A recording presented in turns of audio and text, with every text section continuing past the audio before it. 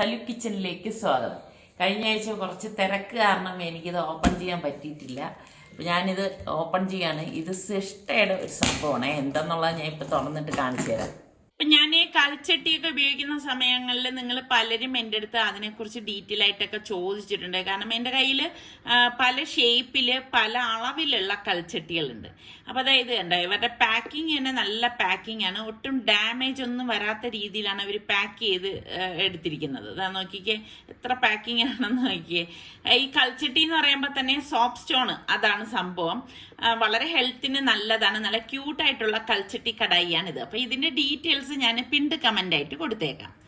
അപ്പൊ ഞാൻ എന്താ ഇവിടെ ഒരു 3/4 കിലോ ചിക്കൻ വളരെ കുഞ്ഞായിട്ട് കട്ട് ചെയ്ത് എടുത്ത് വെച്ചിട്ടുണ്ട്. ഇതിലേക്ക് ഞാൻ 1 ടേബിൾ സ്പൂണോളം ഇഞ്ചി വെളുത്തുള്ളി പേസ്റ്റും 1.5 ടേബിൾ സ്പൂണോളം കുരുമുളക് ഒന്ന് തരിതരിപ്പായിട്ട് പൊടിച്ചതും, അതുപോലെ തന്നെ മല്ലിപ്പൊടി 1.5 ടേബിൾ സ്പൂൺ ഇട്ട് കൊടുക്കാണ്. പിന്നെ 1/2 ടേബിൾ സ്പൂൺ മഞ്ഞൾപ്പൊടി, 1 ടേബിൾ സ്പൂണോളം Kashmiri chilli powder, 1 table spoon garam masala പൊടി, പാകത്തിനുള്ള ഉപ്പ് ഇട്ട ശേഷം ഞാനിവിടെ ഒരു 3 ടേബിൾ സ്പൂണോളം തേങ്ങ ഇതുപോലെ നീളത്തിലരിഞ്ഞത്, 1 ടേബിൾ സ്പൂൺ വെളിച്ചെണ്ണ തന്നെ എടുക്കണതാണ് നല്ലത് കേട്ടോ.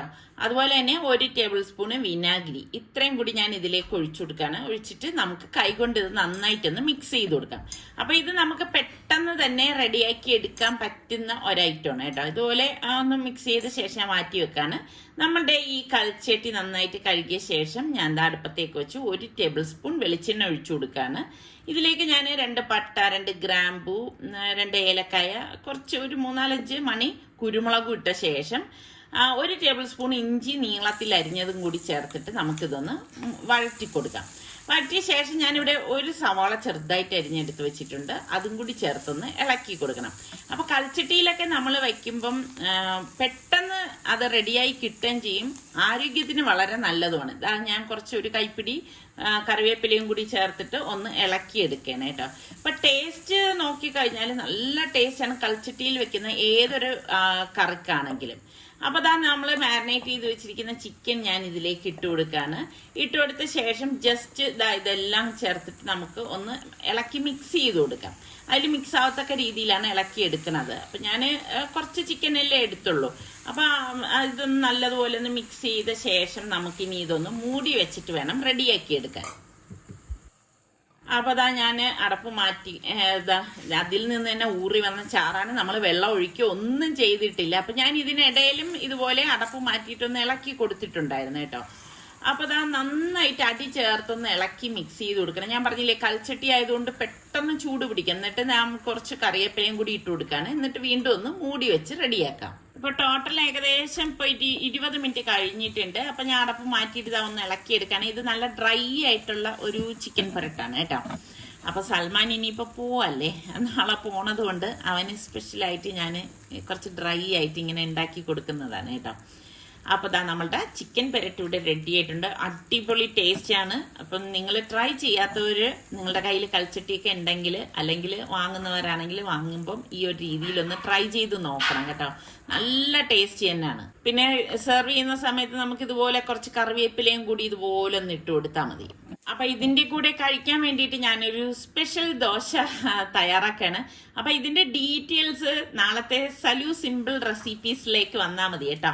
അപ്പൊ അതില് ഞാൻ ഇടുന്ന ആ ഒരു ദോശയാണ് ഇപ്പൊ ഞാൻ ഉണ്ടാക്കിക്കൊണ്ടിരിക്കുന്നത്. അപ്പൊ ഈ ദോശയും ഈ ഒരു ചിക്കൻ പരട്ടും നല്ല കോമ്പിനേഷൻ തന്നെയാണ് കേട്ടോ. അപ്പൊ ഞാൻ കൂട്ടത്തിലൊരു ചട്നിയും കൂടി തയ്യാറാക്കുന്നുണ്ടായിരുന്നു. കാരണം ഇപ്പൊ ചട്നി ഇഷ്ടമുള്ളവർക്കായിരിക്കും ദോശയും ചട്നിയാണല്ലോ ഏറ്റവും നല്ല കോമ്പിനേഷൻ. അപ്പൊ സലു സിമ്പിൾ റെസിപ്പീസിൽ വരുമ്പോഴേക്ക് ഡീറ്റെയിൽ ആയിട്ട് ഇതിന്റെ എല്ലാം കറക്റ്റ് റെസിപ്പി ഞാൻ ഇട്ട് തരുന്നതാണ് കേട്ടോ.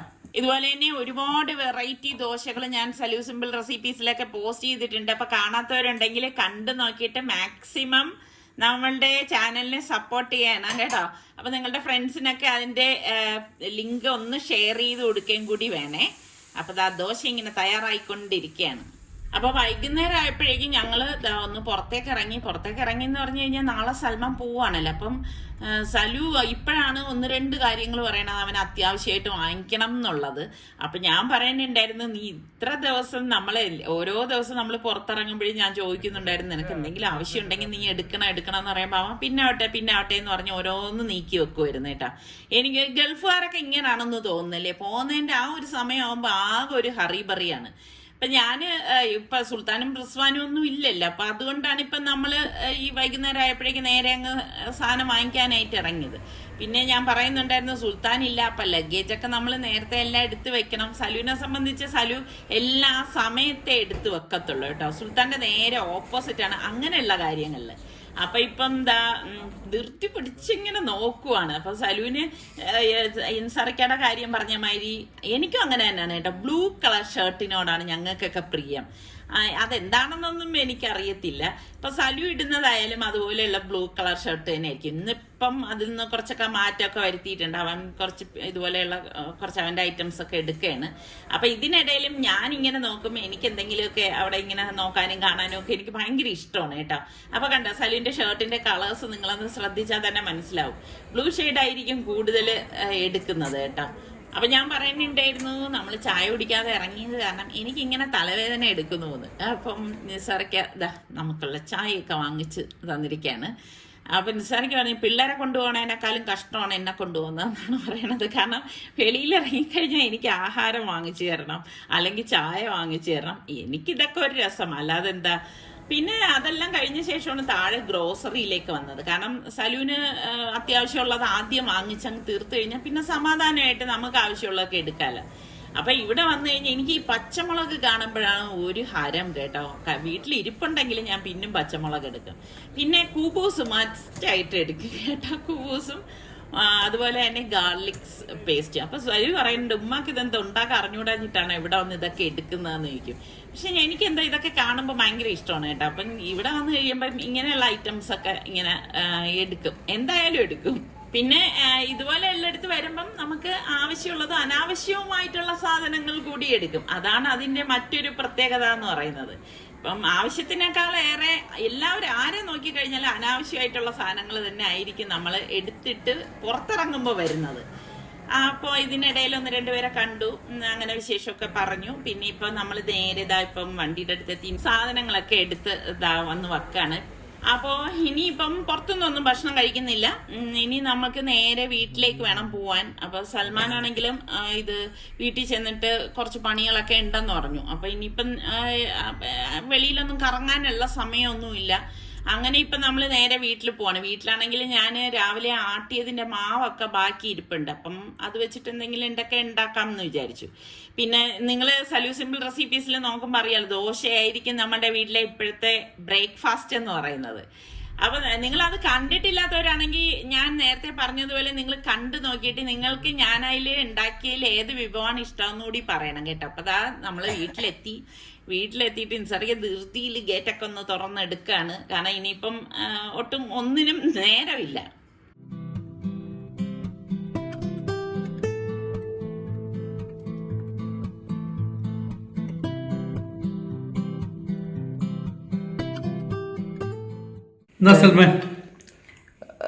സർക്ക കഴിച്ച ദോശയുടെ സാമ്പാറിന്റെ ബാക്കി സർക്കയ്ക്ക് വേണ്ടി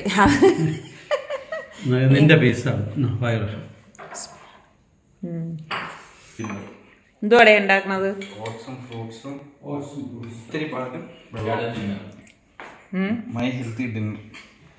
ഇത് സൽമാന്റെ ഹെൽത്തി ഡിന്നറാണ്.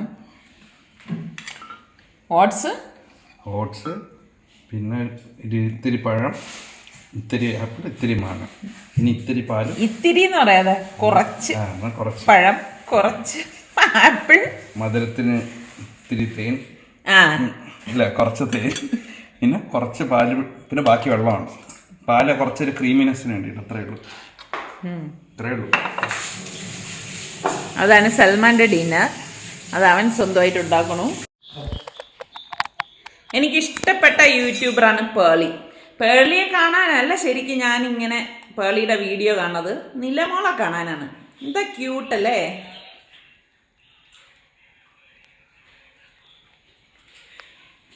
അപ്പോൾ ദാ ഇവിടെ സലുമോൻ എന്താണ് കാട്ടുന്നത്?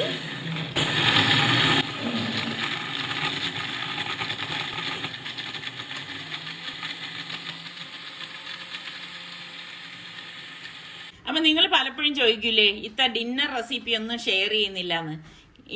ഇതൊക്കെ ആയിരിക്കും മിക്കവാറും നമ്മളുടെ വീട്ടിലെ ഡിന്നർ. അപ്പം ഇതൊക്കെ എന്ത് ഷെയർ ചെയ്യാനിരിക്കുന്നത്? ഇന്നത്തെ നമ്മളുടെ 5:45 മനോഹരമായിട്ടുള്ള പ്രഭാതമാണ് ഈ കാണുന്നത്. അപ്പോൾ സൽമാൻ ഇന്ന് പോവുകയാണ്. അപ്പോൾ അതിൻ്റേതായ ഒരു വിഷമവും എനിക്കുണ്ട്. അപ്പം അതുകൊണ്ട് തന്നെ ഇന്ന് ഞാൻ വീഡിയോസ് ഒന്നും എടുക്കാനായിട്ട് നിന്നില്ല. എനിക്ക് യാതൊരു മൂഡും ഇല്ലായിരുന്നു. അത് കാരണം അവൻ്റെ ലഗേജ് കെട്ടണതോ ഒന്നും എടുത്തിട്ടില്ല കേട്ടോ. അപ്പോൾ അവൻ എന്താ ഇറങ്ങാറായി, എല്ലാം എടുത്ത് വണ്ടിയിലേക്കൊക്കെ എടുത്തു വെച്ചു. അപ്പം ഇങ്ങനെ ഇറങ്ങുമ്പോഴേക്ക് സത്യം പറഞ്ഞ് ഭയങ്കര ഒരു വിഷമം തോന്നും കേട്ടോ. അപ്പം എന്തെന്നില്ലാത്തൊരു പ്രയാസം. അപ്പം അവന് വേണ്ടിയിട്ടാണ് ഇന്നലെ നമ്മൾ അവിടുന്ന് ഡ്രാഗൺ ഫ്രൂട്ടൊക്കെ വാങ്ങിച്ചിട്ടുണ്ടായിരുന്നു. അപ്പം അതിലൊരെണ്ണം ഉണ്ടായിരുന്നു. അപ്പം എനിക്ക് ഭയങ്കര ഒരു വിഷമം തോന്നി. അങ്ങനെ ഞാനെല്ലാം കട്ട് ചെയ്ത് എടുത്തുകൊണ്ട് വന്നിട്ട് അവൻ്റെ വായിലോട്ട് വെച്ച് കൊടുക്കണം. അവൻ മതി മതി എന്ന് പറയുന്നുണ്ടായിരുന്നു. എന്നാലും ഞാൻ പറഞ്ഞു നീ ഇത് മുഴുവൻ കഴിക്കുമെന്ന് പറഞ്ഞിട്ട് അത് കൊടുത്തതാണ്. അപ്പോൾ അവൻ തന്നെയാണ് ഇപ്പം ഡ്രൈവ് ചെയ്യണത്. അങ്ങനെ പോകാനായിട്ട് ഇറങ്ങി. അപ്പോൾ അവനും നല്ല പ്രയാസമുണ്ട്. പിന്നെ അവനത് പുറത്ത് കാണിക്കുന്നില്ല, അത്രയേ ഉള്ളൂ. അങ്ങനെ ഇപ്പം നമ്മളിതാ എയർപോർട്ടിലേക്ക് പോവുകയാണ്. അപ്പോൾ ഇങ്ങനെ കുറച്ച് ദിവസം അവൻ നിന്നിട്ടൊക്കെ പോകുമ്പോഴേക്ക് ഭയങ്കര ഒരു വിഷമം തോന്നുവാണ് കേട്ടോ. കാരണം ഇപ്പം ഞങ്ങൾ രണ്ടുപേരും മാത്രം ആവുകയാണ് ഇനി. നമ്മളിതാ എയർപോർട്ട് എത്താറായി അല്ലേ? വലിയൊരു 10 മിനിറ്റ്. ഇന്നലെ പോലെ ഇരിക്കുന്നല്ലേ സലു നീ വന്നിട്ട്? പക്ഷേ 2 മാസമായി ഞാൻ വന്നിട്ട്. ഇന്നിപ്പോ കറക്റ്റ് 2 മാസം തികയാണ്. നീ എത്ര ദിവസത്തേക്കിടെ വന്നത്? ആക്ച്വലി 45 ദിവസമായിരുന്നു. പിന്നെ അനീഷം 2 ആഴ്ചയുടെ എക്സ്റ്റൻഷൻ ചോദിച്ചു, അത് അപ്രൂവൽ കിട്ടി. പിന്നെ ഇതുവരെ എൻജോയ് ചെയ്തതിൽ വെച്ചാൽ ഏറ്റവും അടിപൊളി വെക്കേഷൻ ആയിരുന്നു ഇത്. കാര്യം സ്കൂളിലും കോളേജിലും വെച്ചാണെങ്കിൽ അസൈൻമെന്റ് ഉണ്ടാവും, അല്ലെങ്കിൽ പരീക്ഷ ഉണ്ടാവും. ഇത് വേറെ ഒരു തലവേദന ഇല്ല. ആണ് പറയുന്നത് ജോലി കിട്ടിയിട്ടുണ്ട് ലീവ് എടുക്കേണ്ടത്. പരോള് തിരിച്ചോണ്ട് സൽമാനും നല്ല സങ്കടമുണ്ട്. പക്ഷെ അവന് ഒന്നും വെളിയിൽ കാണിക്കത്തില്ല. അതാണ് സൽമാന്റെ ഒരു സ്വഭാവം എന്ന് പറഞ്ഞു കഴിഞ്ഞാൽ. അവൻ ഭയങ്കര ഒരു സൈലന്റ് ആയിട്ട് നിൽക്കുന്ന ഒരു പ്രകൃതമാണ് കേട്ടോ. അപ്പം എനിക്ക് ആണെങ്കിൽ ഭയങ്കര ഒരു വിഷമം വരെയാണ്. കാരണം എനിക്ക് ഏറ്റവും സപ്പോർട്ട് ചെയ്യുന്നത് സൽമാനാണ് കേട്ടോ. പല കാര്യങ്ങൾക്കും എനിക്ക് ഭയങ്കര കംഫർട്ടാണ് സൽമാൻ. അപ്പോൾ അവൻ കൂടെ നിന്നിട്ട് ഇതുപോലെ പോകുമ്പോഴേക്ക് ഭയങ്കര വിഷമമാണ്. സൽമാൻ ട്രോളി എടുക്കാൻ പോയിരിക്കുകയാണ്. ട്രോളി കൊണ്ടുപോകേണ്ട സാധനങ്ങളൊന്നും ഇല്ല, പെട്ടിയിൽ പോലും വേണ്ടെന്ന് പറഞ്ഞിട്ട് സാധനങ്ങൾ അവനായിട്ട് ഒന്നും എടുത്തിട്ടില്ല. അവന്റെ ഡ്രസ്സ് മാത്രമേ ഉള്ളൂ. പിന്നെ അവന്റെ കൂട്ടുകാർക്കൊക്കെ കൊടുക്കാൻ വേണ്ടിയിട്ടുള്ള സ്നാക്സും അങ്ങനെയൊക്കെയുള്ള ഐറ്റംസേ ഉള്ളൂ. അതുവരെ ധൈര്യമുണ്ടായിരുന്നു. എനിക്ക് എന്തോ പെട്ടെന്ന് അവൻ ട്രോളി എടുക്കാൻ പോയപ്പോൾ മുതൽ എൻ്റെ ഹാർട്ട് ബീറ്റൊക്കെ കൂടി. പിന്നെ നിസാർക്കയുടെ വിഷമവും അവൻ്റെ വിഷമവും ഒക്കെ മൊത്തത്തിൽ കാണുമ്പോൾ നമുക്ക് ആകെ ഒരു വിഷമം തോന്നും. ആദ്യമായിട്ട് സലു ജോലിക്ക് പോയിരുന്ന ആ ഒരു സമയത്ത് എനിക്ക് തോന്നുന്നു എനിക്ക് ഇത്രത്തോളം ഒരു പ്രയാസം ഉണ്ടായിരുന്നില്ല എന്ന്. പക്ഷെ ഇപ്പോൾ അവൻ എൻ്റെ അടുത്ത് ഇങ്ങനെ കണ്ണുകളൊക്കെ നിറഞ്ഞിട്ട് യാത്ര ചോദിക്കുമ്പോൾ എനിക്ക് അതിനേക്കാളേറെ പ്രയാസം ഉണ്ടാവണത്. നമുക്കിപ്പോൾ ഇവിടെ എല്ലാവരും ഉണ്ട്, അവൻ അവിടെ പോയാലും ഒറ്റയ്ക്കാണല്ലോ എന്ന് ആലോചിക്കുമ്പോൾ വല്ലാതൊരു പ്രയാസമാണ്. അപ്പം എന്തായാലും ഇതൊക്കെ ജീവിതത്തിൻ്റെ ഓരോ ഭാഗങ്ങളല്ലേ. അപ്പം നമ്മൾ അതൊക്കെ അക്സെപ്റ്റ് ചെയ്തേ പറ്റത്തുള്ളൂ. അപ്പം അവൻ്റെ നല്ലൊരു ഭാവിക്ക് വേണ്ടി നിങ്ങളെല്ലാവരും ദുആ ചെയ്യണം. അപ്പോൾ അവൻ വീഡിയോ കോളിൽ നമ്മുടെ സുൽത്താനുമായിട്ടൊക്കെ സംസാരിക്കുകയാണ്. പിള്ളേർക്ക് നല്ല വിഷമമുണ്ട്. കാരണം അവർക്ക് വരാനോ കാണാനോ ഒന്നും പറ്റിയിട്ടില്ല. അപ്പോൾ റിസ്വാന് ക്ലാസ് ഉണ്ടായിരുന്നതുകൊണ്ട് വരാനൊന്നും സാധിച്ചിട്ടില്ല. അപ്പം സലു ഇങ്ങനെ പിന്നും ഒരു ധൈര്യമൊക്കെ സംഭരിച്ച് യാത്ര പറയുവാണ്.